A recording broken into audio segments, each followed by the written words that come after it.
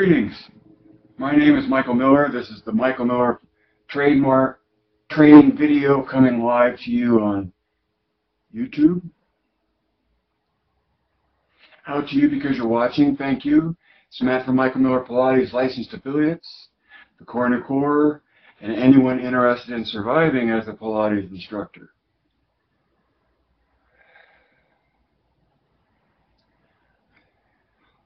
So number one, I've got 7 things to talk about today. So what determines alignment is number one. What determines alignment? And surely you have an answer to that, right? What determines alignment?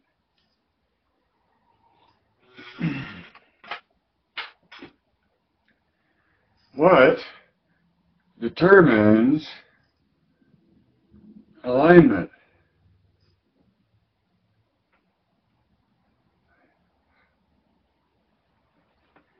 I hope by now you're at the word gravity, right?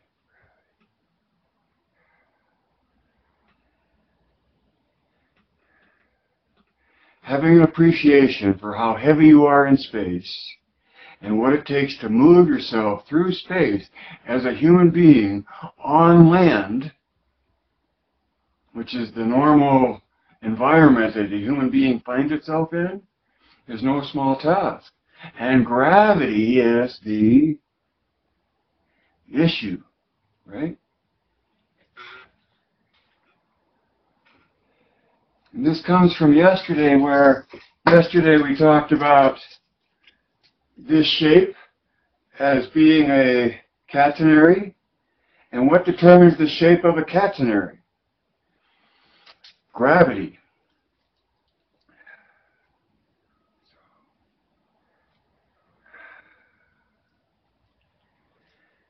I so enjoyed yesterday's broadcast because you were listening, and because I got to talk about, in thinking about it in my mind, I got to talk about the difference between subjective and objective, and that gravity is a pretty objective thing, and it has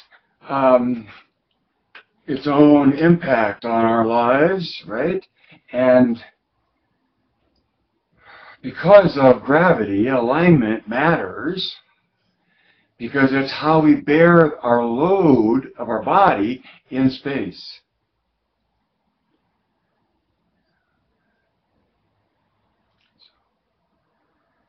Number two, I could have gone on forever on number one. Number 2, you can see for yourself. Now, to my new viewers, welcome. There's a lot of me to be seen already, so reach back a ways and then move forward is what I would recommend, because sometimes there's some continuity, but not a lot, from one episode to the next. Maybe even some evolution of thought, who knows. But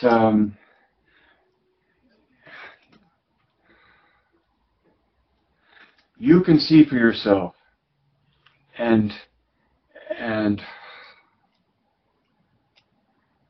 all I'm trying to do is help you see things the way I see things, so that you can make of that whatever you want.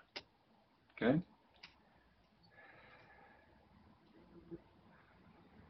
So number 3, they're all loose titles, loosely connected. Number 3 is, welcome to my new viewers, and what I'm selling is an idea. And I think it's much clearer I can be to you if I can say to you, this is what I'm selling to you, and literally what I'm selling is an idea.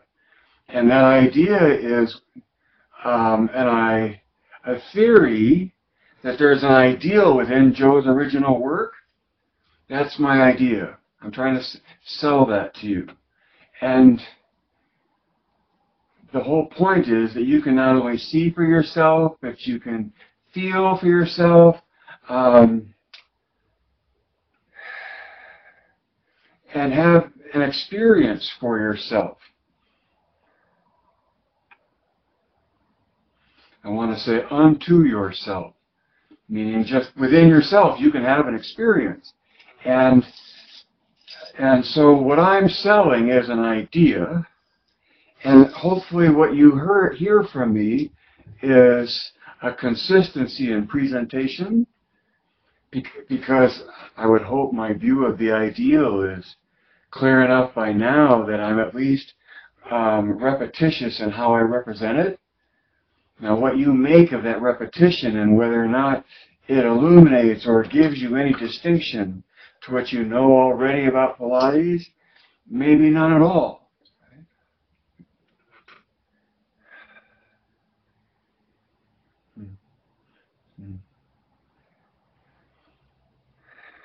So what's the idea? If I'm viewing and I'm new and there you are and here I am and I brought it up but I don't explain it, Joe's definition of his method is, and you know that right, word for word, right? You know that. Contrology is complete coordination of body, mind, and spirit, right? Well, the best I can do to define the ideal within Joe's work, so the definition of MMP for the ideal that it theorizes is there, is uniform eccentric loading flowing through progressive patterns of movement. And I've said this maybe 1,000 times, but at least hundreds of times before, that to the extent that you memorize a few things, it's the basis of the point of view, at least, maybe not of everything, but the basis of the point of view is supported by real pillars that are in situ, meaning they're there in their own right. Nobody put them there. They're just there. Well, it depends on how you interpret that. I'm talking about Joe's definition, Joe's promise, and Joe's sequence. Those are real pillars for the point of view that there's an ideal within Joe's work. And so when you know his definition, and you know his promise, and you know his sequence, you know a lot about the original work of Joe, no matter what anybody else has made of it since then. And to the extent that you know those three things, it puts you in a direct relationship with Joe, the guy who wrote the book, and his words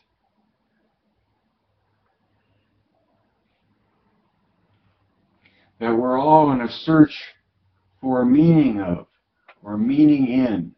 See what I mean? MMP is a point of view.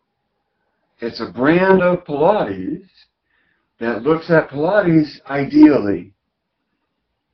And there's a lot of ways to look at Pilates. So knowing as an instructor, what I would want you to know is, yes, MMP looks at Pilates very ideally, or not very, because it looks at Pilates ideally. And that's its point of view.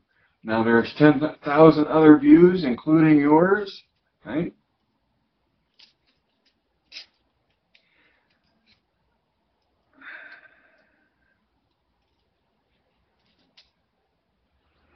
I'm here broadcasting to you because the passion from within insists upon itself that I continue trying to share what seems to be distinctive, even if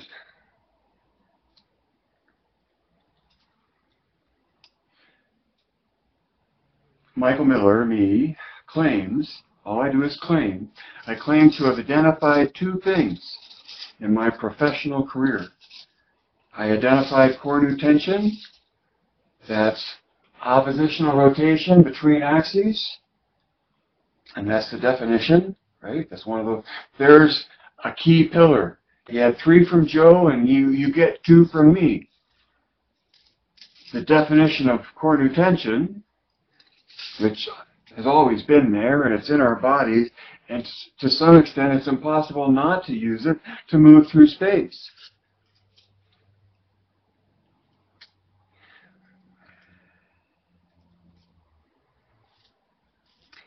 in your awareness of core new tension, it allows you to gain all the benefits from being able to more articulately engage it. And the primary two benefits I always point to are what? A sensation of alignment, so you can feel alignment from making the tension. And in making the tension, it's a uniform engagement of that tension. You know, and I think that has more to do with the math and the physics of the shape and the curve that the human body is aspiring towards engaging in than I'll ever know or appreciate. But I can recognize, I can see for myself, and I can feel for myself the capacity of the body to make rotational dynamic within itself. And that primary rotational dynamic here at the hips is the core and is the powerhouse. Now I'm talking to my new viewer here.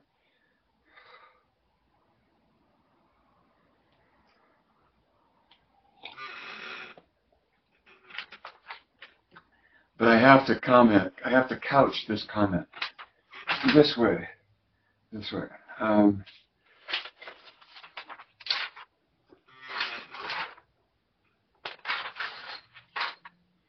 Where's a big black marker when you want one?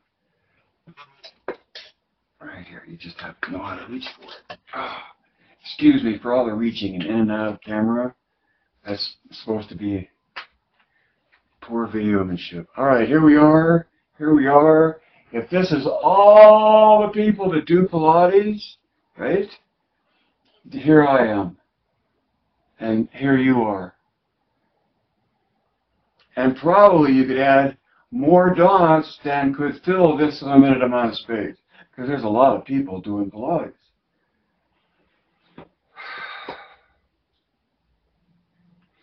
And I could back up and say the same thing about people that are teaching Pilates, because this broadcast is about helping you survive as a Pilates instructor.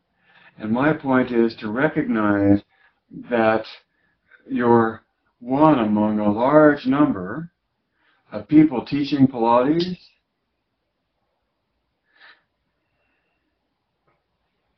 that are one of a large number of people that are unaware of the point of view, right? That are aware of it and make nothing of it, and see nothing there, and there are those that are aware of it and choose to ignore it for obvious political reasons.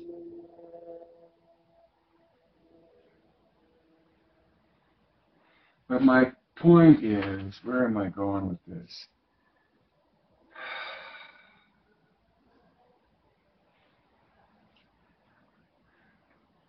So what I'm selling is an idea. And the idea is wrapped up in MMP, Michael Miller Pilates. And that idea is based on three things out of Joe's book. So I'm in some ways reviewing here, right? I'm saying it over and couching it in a different way. The three things from Joe's book. The definition, the promise, and the sequence.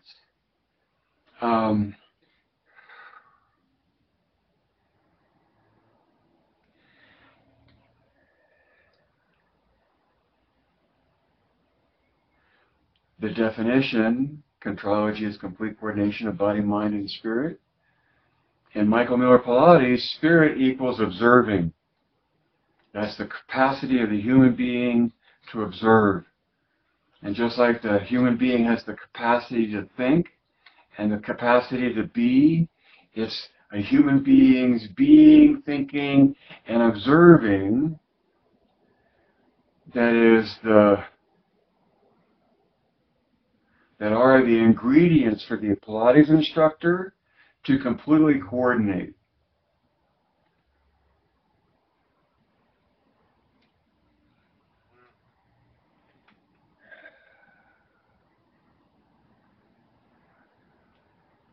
The point of view just is, all of it comes from the year 4040.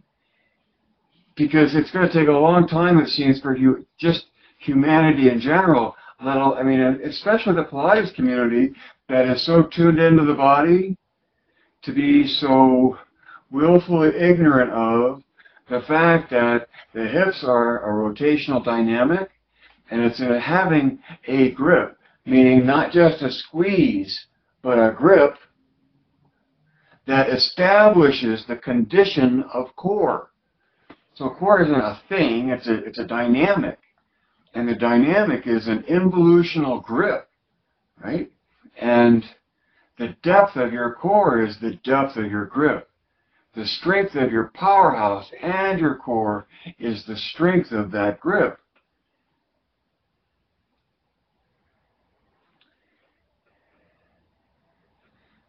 Now you can know about how Pilates will come to be viewed in 40/40 and suit you very well and not have to try to explain it to everybody else. And so part of what I'm trying to say is that a good Pilates instructor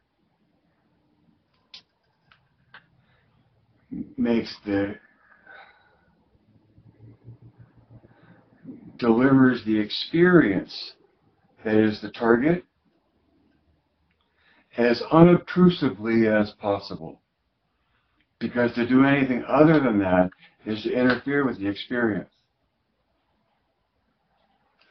It's not too vague, is it? Because the experience is about complete coordination of body, mind, and spirit in the student's body, in the student's human being, as a human. It's up to them to coordinate those things.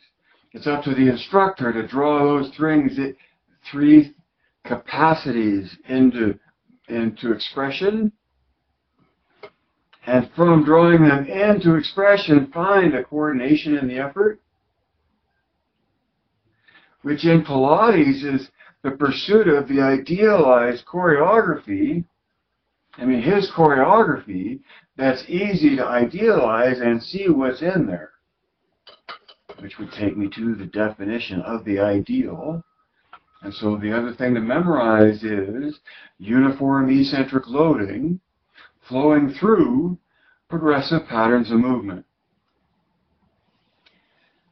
Uniform is in that definition because it's what Joe says in his promise, that contrology develops the body uniformly.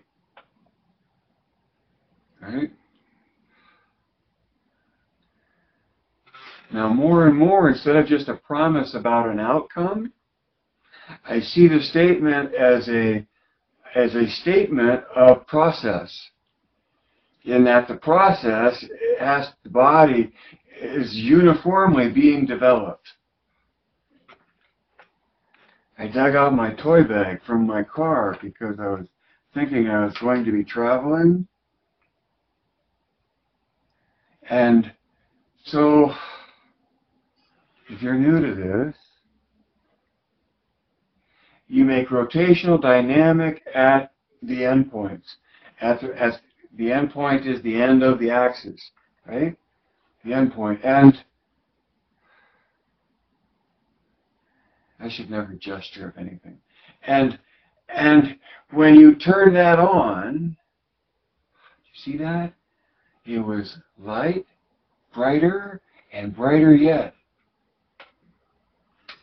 So in the engagement of core view tension, you're after not just engaged, but well engaged. And then how much better engaged can you be to reach an optimum state of engagement? Now in fluorescence and gas and all of that, it's science and release of energy. In the comparison to the body, it's the body's aspiration toward engagement of musculature and the empowerment that comes from that based on how you make the engagement. Is that roundabout enough way of saying that the body does what it can to accomplish what it can?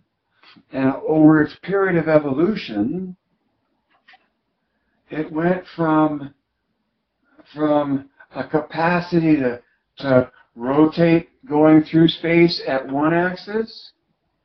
All right, so there's a question for you. Does this match the hips? Is this shell lined up in the same way as the hips make a grip? And I would say no, because, see, it's like this, right? Yeah, the grip of the shell is like this, and the grip at the hips is like that. And to me, in my view of things, that's just a fact of the physics. I said it wrong in that it's a fact of the biology accomplishing the physics. And so when you see that the body is not only accomplishing rotational dynamic and control at the hips, and that the hips, the core is a grip at the hips, it opens the whole point of view that perhaps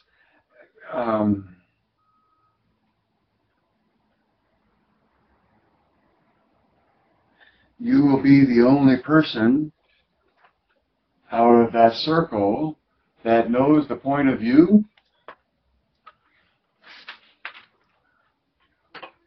Knowledge is power. Especially, knowledge is power, especially when it comes to being an instructor, and what you know is part of empowering you, of course, to intuitively and naturally and with all the art possible, that is you and uniquely you, in your joyous participation of the moment,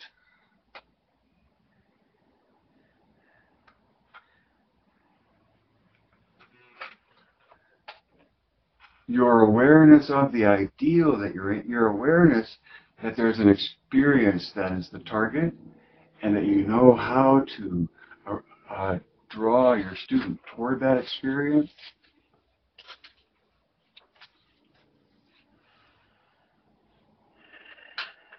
Number 4, I think I said that. I happen to be the messenger. I happen to be the messenger. And we know what happens to them. What matters is in having heard the message that you now are aware of that point of view, and you can defend yourself from others who seek to bully you with that point of view, if anyone should ever do that, because you're aware of it as well as anyone else, right?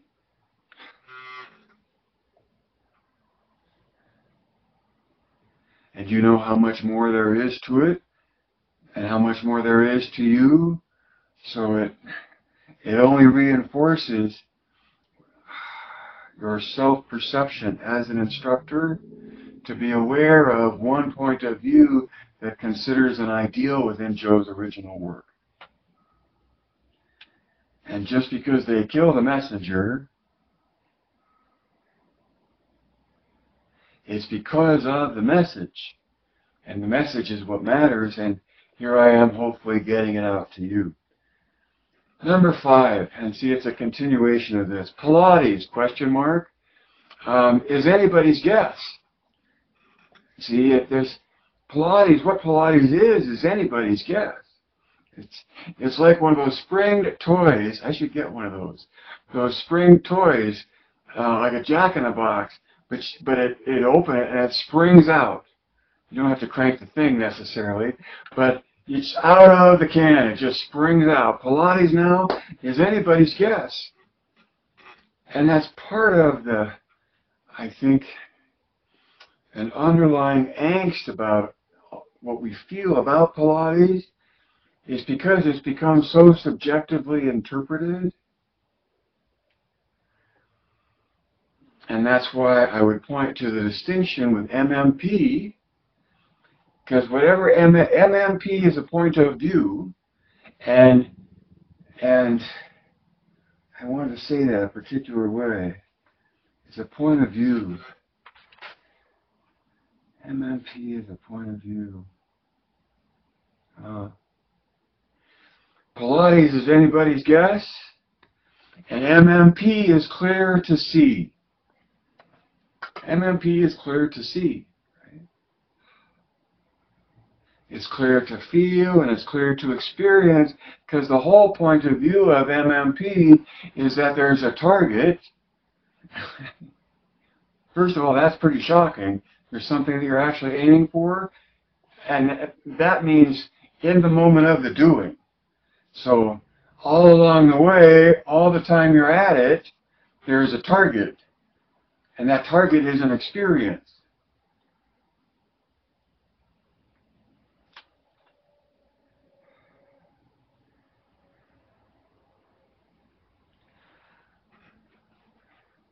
So hopefully your awareness of MMP gives you a deeper sense of confidence in what Pilates is from an idealistic point of view, and how that can help you survive as a Pilates instructor.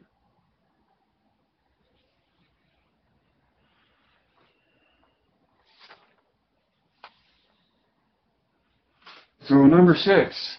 I want to make the point that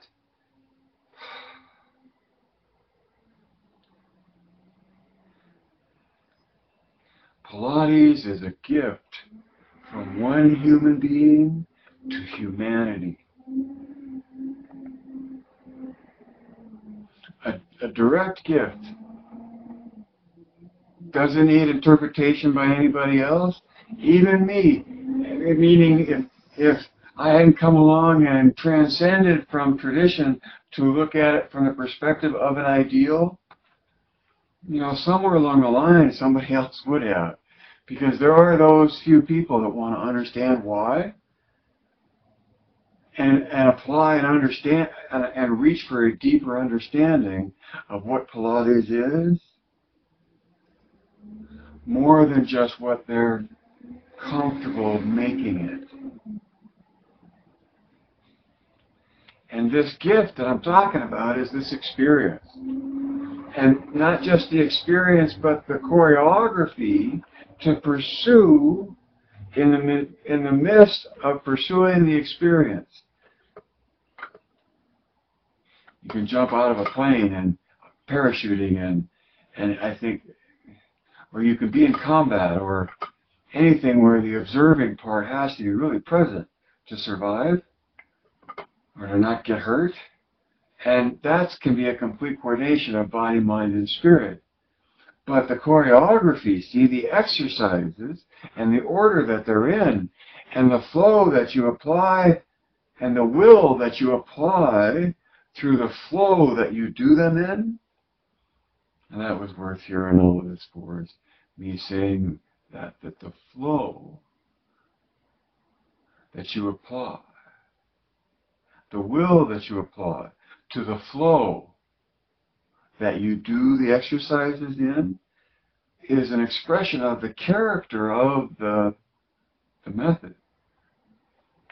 It's a willful, Western-minded, oriented response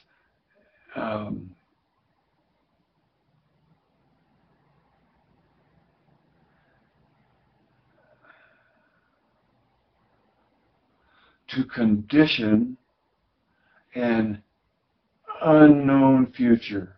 Condition for an unknown future. Right? Do the sequence. And see, what's remarkable is to the extent you actually do the sequence, regardless of how well you understand it, or how well you even engage the musculature that in getting it done, it's like the being able to do it is what conditions the body. And so as a Pilates instructor, you're working at helping a person be able to perform the mat for themselves on their own, to disappear into it as you know is possible. And that's what you do when you set a student free, is when they now, it's one thing to have the experience, It's another thing to let them know that it's a recognizable thing, and that's what Pilates is about. And that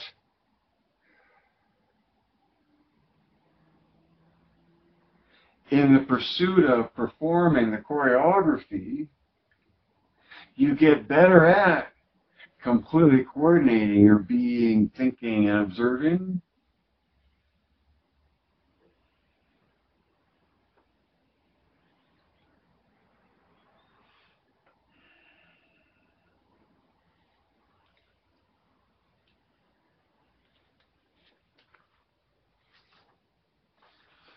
Pilates as a conditioning routine or is as fundamental as it gets. And in that sense, to me, it's a total, that's one of the three things that are in what the idea draws from, and the pattern itself is, okay, so progressive patterns of movement, easy to point out on the mat, right? So as an instructor, when you go to, you can explain the definition, and the definition just came from Joe's original work, right? His book. You don't have to look further than his book, but all of his other original work, amazingly, really is consistent with what he got into his book. I can only hope that the nonfiction book that I wrote has the same quality or characteristic. Number seven. Human nature gravitates towards what makes sense. Human nature gravitates towards what makes sense.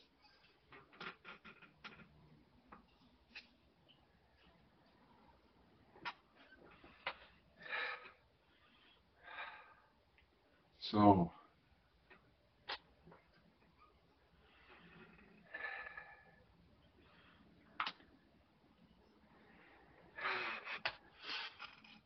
WD-40 is amazing stuff, but it also can be taken as toxic fumes to sensitive nostrils. So you don't whip it out in the middle of a session to grease the rails without gassing your client. Number 7, human nature gravitates toward what makes sense. Gosh, I wish I could capture. Okay, YouTube maybe will be different because I'll have an audience. Meaning Facebook will be different because I'll have an audience. It's different with YouTube because you assume the audience, there you are, but knowing that different people are watching or have tuned in and not, you are drawn into the conversation by their gravity fields. So, gravity is what I would summarize that we started out with in terms of what determines alignment. And so much of the feeling yesterday I think I was feeding off of was getting to say honestly that Pilates is not a subjective world. You know, there are objective things like straight and like alignment. And alignment, the great thing about alignment, and I lost my string, is that it's perceptible. And why is it perceptible? Because of gravity.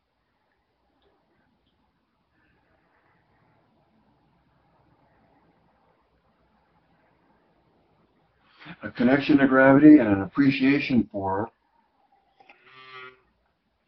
what the body does to enable itself to move through space and how it has evolved.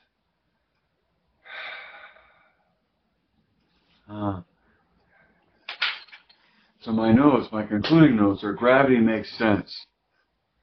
But beyond that, gravity just is what it is, and we sense it.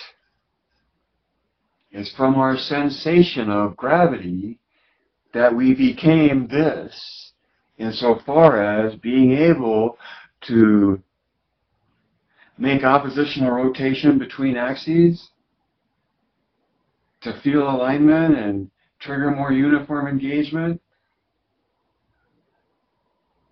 Know what you know. And hopefully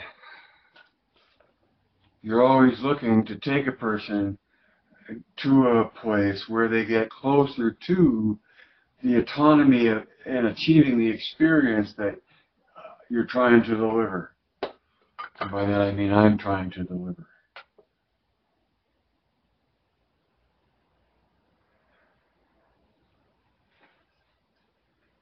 Life can't live forever. Read between the lines. See behind the curtain.